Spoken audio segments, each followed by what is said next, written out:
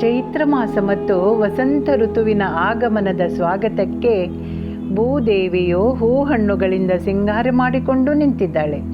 ಮಾವಿನ ಮರಗಳು ಹಣ್ಣುಗಳಿಂದ ತುಂಬಿ ಶೋಭಿಸುತ್ತಿರಲು ನಮ್ಮ ಗೃಹಿಣಿಯರಿಗೆ ಸಂಭ್ರಮವೋ ಸಂಭ್ರಮ. ಈ ಸಮಯದಲ್ಲಿ ಬರುವ ಮೊದಲ ಹಬ್ಬವೇ ಯುಗಾದಿಯಾಗಿದೆ. ಯುಗ ಯುಗಗಳು ಕಳೆದರೂ ಯುಗಾದಿ ಮತ್ತೆ ಬರುತ್ತಿದೆ, ಹೌದಲ್ಲವೇ? ಯುಗದ ಆದಿಯೇ ಯುಗಾದಿ. ಹೊಸ ಸಂವತ್ಸರದ ಸಂಭ್ರಮದ ಮೊದಲ ಹಬ್ಬವಿದು. ಸಂವತ್ಸರದ ಪಾಡ್ಯದಂದು ಆಚರಿಸುವ ಯುಗಾದಿಯು ಚಾಲ್ತಿಯಲ್ಲಿ ಸಂಸಾರ ಪಾಡುವೋ ಎಂದಾಗಿದೆ. ಆತ್ಮೀಯರೇ, ನಾನು ಚಂದ್ರಮತಿ ಎಸ್ ರಾವ್. ಎಲ್ಲರಿಗೂ ವಿಶ್ವಾವಸು ನಾಮ ಸಂವತ್ಸರದ ಯುಗಾದಿ ಹಬ್ಬದ ಶುಭಾಶಯಗಳು. ಹಬ್ಬ ಎಂದೊಡನೆ ಮೊದಲು ನಮ್ಮ ಮನಪಟಲದಲ್ಲಿ ಮೂಡುವುದು ಹಬ್ಬಕ್ಕೆ ವಿಶೇಷವಾಗಿ ತಯಾರಿಸಿದ ರಸದೌತಣ. ವಿವಿಧ ರುಚಿಯ ಪಲ್ಯಗಳು, ಚಟ್ನಿ, ಕೋಸುಂಬರಿಗಳು, ಪಾಯಸ, ಕಡುಬು, ಹೋಳಿಗೆ ಇದನ್ನೆಲ್ಲ ನೆನೆಸುವಾಗಲೇ ಬಾಯಿ ನೀರೂರುತ್ತದೆ. ಹಿಂದಿನ ಕಾಲದಲ್ಲಿ ನಮ್ಮ ಹಿರಿಯರು ಯಾವ ಹಬ್ಬಕ್ಕೆ ಯಾವ ಅಡುಗೆ ಮಾಡಬೇಕು, ಆ ಸಮಯದಲ್ಲಿ ಆರೋಗ್ಯಕ್ಕೆ ಏನನ್ನು ತಿಂದರೆ ಒಳ್ಳೆಯದು, ಆ ಋತುವಿನಲ್ಲಿ ಲಭ್ಯವಿರುವ ಹಣ್ಣು ತರಕಾರಿಗಳನ್ನು ಬಳಸಿಕೊಂಡು ಹೇಗೆ ಸ್ವಾದಿಷ್ಟವಾದ ಹಿತಕರವಾದ ಅಡುಗೆಯನ್ನು ಮಾಡಬೇಕೆಂಬ ಪದ್ಧತಿಯನ್ನು ಮಾಡಿಕೊಂಡು ಬಂದಿದ್ದಾರೆ. ಈ ಹಬ್ಬದ ಅಡುಗೆಗಳು ಬಹಳ ಆರೋಗ್ಯಪೂರ್ಣವಾದ ಸಮಯೋಚಿತವಾದ ಅಡುಗೆಯಾಗಿದೆ. ಕೆಲವರು ತಮ್ಮ ಪ್ರದೇಶಕ್ಕೆ ಅನುಸಾರವಾಗಿ ಮಾಡುವ ವ್ಯಂಜನಗಳಲ್ಲಿ ಅಲ್ಪ ಸ್ವಲ್ಪ ಬದಲಾವಣೆ ಕೂಡ ಆಗಬಹುದು. ಹಾಗೆ ಮಾಡಿದರೆ ತಪ್ಪೇನಿಲ್ಲ. ನಮ್ಮ ಮನೆಯಲ್ಲಿ ಪೂರ್ವಜರಿಂದ ರೂಢಿಯಾಗಿ ಆಚರಿಸಿಕೊಂಡು ಬಂದಂತಹ ಯುಗಾದಿ ಹಬ್ಬದ ಸಂಪ್ರದಾಯವನ್ನು ಇಂದಿನ ಹೊಸ ಪೀಳಿಗೆಗೆ ತಿಳಿಸುವ ಸಣ್ಣ ಪ್ರಯತ್ನವನ್ನು ಮಾಡಿದ್ದೇನೆ. ಯುಗಾದಿಯಂದು ಬೆಳಿಗ್ಗೆ ಮನೆಯ ಎದುರು ರಂಗೋಲಿ ಹಾಕಿ ಬಾಗಿಲಿಗೆ ಬೇವು ಮತ್ತು ಮಾವಿನ ತೋರಣ ಕಟ್ಟುತ್ತೇವೆ. ದೇವರಿಗೆ ತುಪ್ಪದ ದೀಪ ಹಚ್ಚಿ ಬೇವು ಬೆಲ್ಲ ತಿಂದು ದೇವರಿಗೆ ಕೈ ಮುಗಿದು ಹಿರಿಯರ ಕಾಲಿಗೆರಗಿ ಆಶೀರ್ವಾದ ಪಡೆಯುತ್ತೇವೆ. ಬೆಳಗಿನ ಉಪಹಾರದ ನಂತರ ಮಧ್ಯಾಹ್ನದ ಹಬ್ಬದಡುಗೆಯ ಬಿರುಸಿನ ತಯಾರಿ ಶುರುವಾಗಿಯೇ ಬಿಡುತ್ತದೆ. ಯುಗಾದಿ ಹಬ್ಬಕ್ಕೆ ನಮ್ಮಲ್ಲಿ ಸಾಮಾನ್ಯವಾಗಿ ಹುಳಿ ಸಿಹಿಯಾದ ಕಾಟು ಮಾವಿನ ಹಣ್ಣಿನ ಪಲ್ಯ ಅಂದರೆ ಅಂಬೆ ಉಕ್ಕರಿ ಎಂದು ಹೇಳುತ್ತೇವೆ, ಅದನ್ನು ಮಾಡುತ್ತೇವೆ. ಈ ಮಾವಿನ ಹಣ್ಣುಗಳು ವಸಂತ ಕಾಲದಲ್ಲಿ ಹೇರಳವಾಗಿ ದೊರಕುತ್ತವೆ. ಪಲ್ಯ ಮಾಡಲು ಕೃಷಿ ಮಾವಿನ ಹಣ್ಣಿಗಿಂತ ಕಾಟು ಮಾವಿನ ಹಣ್ಣಿಗೆ ರುಚಿ ಜಾಸ್ತಿ ಎನಿಸುತ್ತದೆ. ಎಳೆಯ ಗೇರು ಬೀಜ, ಇದಕ್ಕೆ ನಾವು ಬಿಬ್ಬೋ ಎಂದು ಹೇಳುತ್ತೇವೆ. ಇದರ ಜೊತೆಗೆ ಊರಿನ ಎಳತ್ತಾದ ತೊಂಡೆಕಾಯಿಯ ಜೊತೆಗೆ ಒಂದು ಬಟಾಟೆಯನ್ನು ಹಾಕಿ ಪಲ್ಯ ಮಾಡುತ್ತೇವೆ. ಇದಕ್ಕೆ ಬಿಬ್ಬ್ಯಾ ಉಕ್ಕರಿ ಎನ್ನುತ್ತೇವೆ. ಇದರ ರುಚಿ ಅದ್ಭುತವಾಗಿರುತ್ತದೆ. ಇದು ಯುಗಾದಿ ಹಬ್ಬಕ್ಕೆ ಸರಿಯಾಗಿ ಮಾರುಕಟ್ಟೆಯಲ್ಲಿ ಮಾರಲು ಸಿದ್ಧವಾಗಿರುತ್ತದೆ. ತೊಗರಿಬೇಳೆಯ ದಾಳಿ ತೋವೆಯು ಗೌಡ ಸಾರಸ್ವತರ ಕುಲದೇವರು ಎಂದೇ ಹೇಳುತ್ತಾರೆ. ಇದನ್ನು ಎಲ್ಲರ ಮನೆಯಲ್ಲೂ ತಪ್ಪದೆ ಮಾಡಿಯೇ ಮಾಡುತ್ತಾರೆ.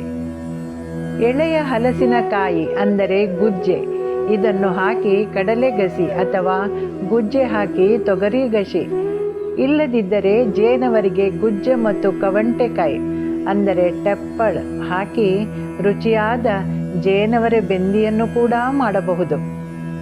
ಗುಜ್ಜೆಯ ಒಂದು ಸಣ್ಣ ತುಂಡಿನಿಂದ ಗುಜ್ಜೆ ಪೋಡಿಯನ್ನು ಮಾಡಿದರೆ ಇನ್ನೊಂದು ಸಣ್ಣ ತುಂಡಿನಿಂದ ಅಡ್ಗೈ ಅಂದರೆ ಉಪ್ಪಿನಕಾಯಿಯನ್ನೂ ಮಾಡುತ್ತಾರೆ. ಉಳಿದ ತುಂಡನ್ನು ಸಪುರವಾಗಿ ಕೊಚ್ಚಿಕೊಂಡು ಅಥವಾ ಹೆಚ್ಚಿಕೊಂಡು ಕಡ್ಗಿ ಚಕ್ಕೋ ಅಂದರೆ ಗುಜ್ಜೆ ಪಲ್ಯ ಕೂಡ ಮಾಡುವುದುಂಟು. ಒಂದು ಗುಜ್ಜೆಯಲ್ಲಿ ನಾನಾ ರುಚಿಯ ಹಲವಾರು ವೈವಿಧ್ಯದ ಅಡುಗೆಯನ್ನು ಮಾಡುವ ಜಾಣ್ಮೆಯು ನಮ್ಮ ಗೃಹಿಣಿಯರಿಗೆ ಕರಗತವಾಗಿದೆ. ಜೀಗುಜ್ಜದ ಪೋಡಿ, ನೇಂದ್ರ ಬಾಳೆಹಣ್ಣಿನ ಸಿಹಿ ಪೋಡಿ, ಏನಾದರೂ ಸರಿ ಹಬ್ಬದ ಅಡುಗೆಯ ರುಚಿಯನ್ನು ಹೆಚ್ಚಿಸುತ್ತದೆ. ಎಳೆ ಮಾವಿನ ಕಾಯಿಗೆ ಹಿಂಗು ಹಾಕಿ ಅಂಬುಲಿ ಚಟ್ನಿಯ ರುಚಿ ತಿಂದವರಿಗಷ್ಟೇ ಗೊತ್ತು.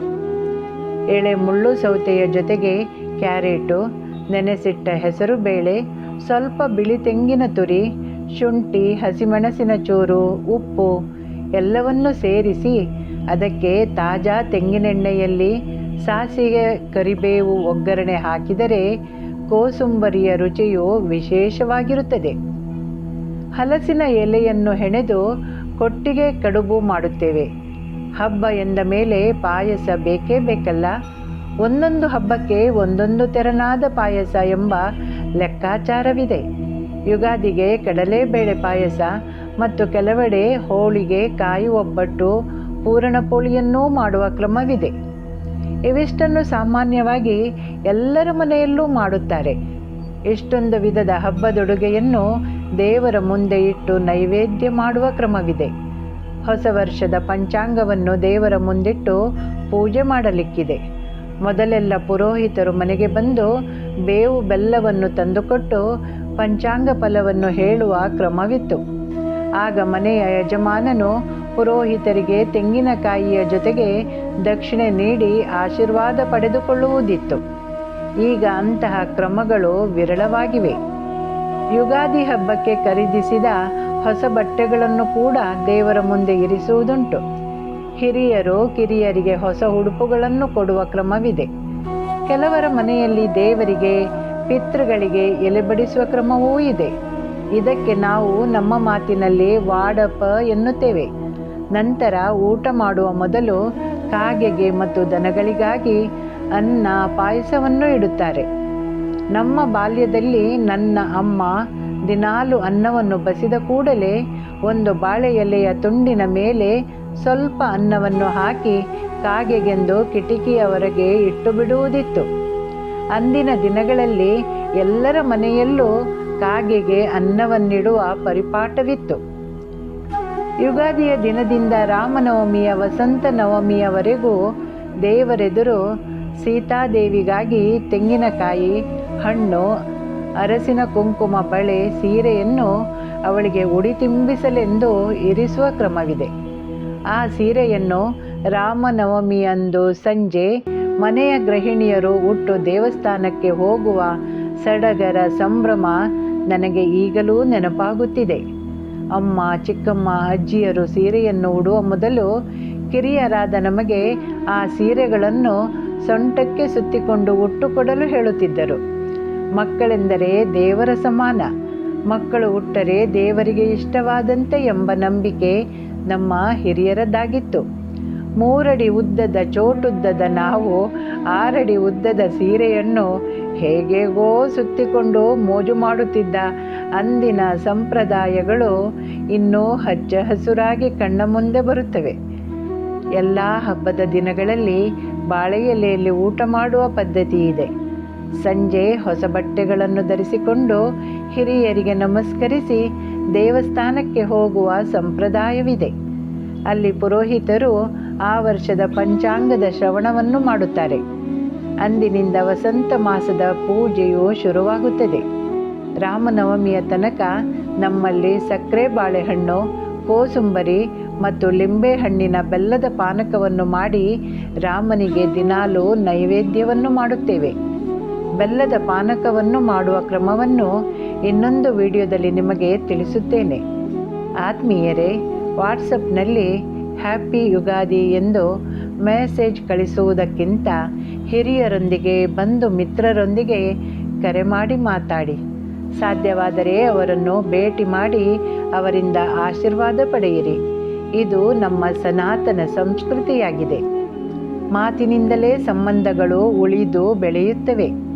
ಹಿರಿಯರ ಆಶೀರ್ವಾದ, ಬಂಧು ಮಿತ್ರರ ಶುಭ ಹಾರೈಕೆಯೊಂದಿಗೆ ಈ ಬಾರಿಯ ಯುಗಾದಿಯನ್ನು ನೀವು ಅರ್ಥಪೂರ್ಣವನ್ನಾಗಿಸಿ. ಹೊಸ ಸಂವತ್ಸರದ ಯುಗಾದಿಯು ಎಲ್ಲರಿಗೂ ಸುಖ ಸಂತೋಷವನ್ನು ನೀಡಲಿ ಎಂಬುದೇ ನನ್ನ ಕೃಷ್ಣಾರ್ಪಿತಂ ಚಾನಲ್ನ ಶುಭ ಹಾರೈಕೆಗಳು. ಈ ಮಾಹಿತಿ ನಿಮಗೆ ಇಷ್ಟವಾದರೆ ನನ್ನ ಕೃಷ್ಣಾರ್ಪಿತಂ ಚಾನಲನ್ನು ಲೈಕ್ ಮಾಡಿ, ಸಬ್ಸ್ಕ್ರೈಬ್ ಮಾಡಿ, ಕಮೆಂಟ್ ಕೂಡ ಮಾಡಬಹುದು. ಎಲ್ಲರಿಗೂ ಶುಭವಾಗಲಿ. ಧನ್ಯವಾದಗಳು.